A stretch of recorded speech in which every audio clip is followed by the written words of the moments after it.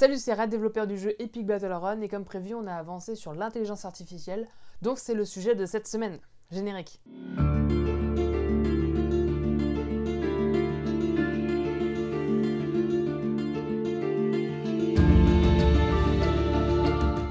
Avant de partir sur l'intelligence artificielle, petite mise à jour par rapport aux environnements. On a de nouveaux environnements, notamment la forêt avec une ambiance automne, printemps, ainsi qu'une série sur Stone Age. Le workflow est maintenant assez bien rodé et les environnements sont complétés de plus en plus rapidement. L'idée pour l'instant, ça va être de se concentrer autour des environnements qui ressemblent à une forêt.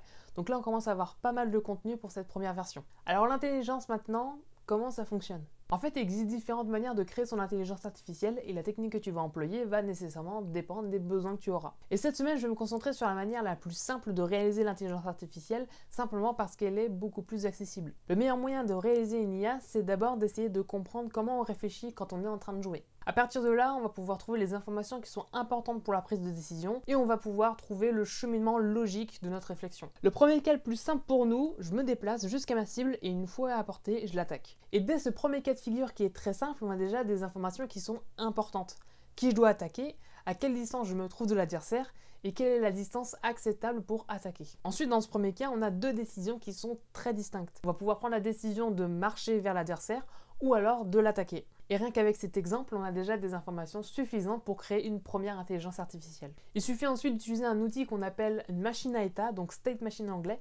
Et quand une state machine est spécifiquement adaptée pour une intelligence artificielle, on va appeler ça un behavior tree. Il y a déjà des ressources gratuites disponibles sur l'Asset Store pour faire des behavior trees, mais en fait on n'a pas vraiment besoin puisqu'Unity contient déjà tous les outils nécessaires pour faire une intelligence artificielle, et ça s'appelle l'animateur.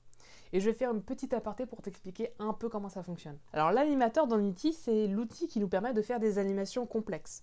On utilise ça par exemple pour animer nos personnages. Et cet outil contient des états qui contient l'animation qui doit être jouée dans le cas où on est dans cet état. On a également des transitions qui nous permettent de passer d'un état à l'autre, et pour faire ces transitions-là, on se base sur un jeu d'informations fourni par l'extérieur. Notre animateur est très simple pour l'instant, on a des indicateurs pour annoncer si le personnage attaque, se déplace, prend des dégâts ou meurt. Partant de là, on a déjà les outils pour faire notre IA, donc on va utiliser l'animateur, on va juste pas utiliser sa capacité à lancer des animations. Et pour une IA, on s'en fout vu que le but d'une intelligence artificielle, c'est de prendre des décisions. Du coup, sur ce state machine, on va avoir des états et chaque état va correspondre à une décision bien précise du personnage. Et cette décision va remonter auprès du personnage qui va exécuter l'ordre qui va être défini. Avant de te parler des mécanismes complets, voilà un peu comment va fonctionner notre IA. Le combat commence, la distance entre le personnage est élevée. Du coup, l'IA décide de se rapprocher. La distance diminue, et quand l'adversaire est assez proche, l'IA fait alors une transition qui déclenche l'ordre d'attaquer. Cet ordre-là remonte au slime qui lance l'attaque qui va donc toucher l'adversaire.